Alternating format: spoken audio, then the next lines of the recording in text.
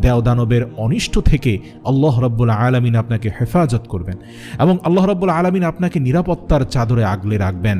আর যদি আপনি রাতে ঘুমানোর আগে আয়াতুল কুরসি তেলাওয়াত করে ঘুমান, তাহলে সারা রাত আল্লাহ রাব্বুল আলামিন আপনাকে নিরাপত্তার চাদরে বেষ্টন করে রাখবেন। সুবহানাল্লাহ। এবার চলুন জেনে নেই 7 বার আয়াতুল কুরসি পাঠ করলে কি হয়। আপনার মধ্যে যদি কোনো প্রকার অলসতা কাজ করে, তাহলে সাথে সাথে আপনি আয়াতুল কুরসি 7 বার পড়ে আপনার শরীরে ফুঁক দিবেন। যেমন আপনার কোনো কাজ করতে ভালো লাগে না, আপনার ভেতরে অলসতা বিষণ্ণতা কাজ করে, তখন আপনি মাথায় হাত দিয়ে 7 বার আয়াতুল কুরসি পাঠ করবেন। তারপর 7 বার সারা শরীরে ফুঁক দিবেন। ইনশাআল্লাহ আপনার যাবতীয় অলসতা দূর হয়ে যাবে।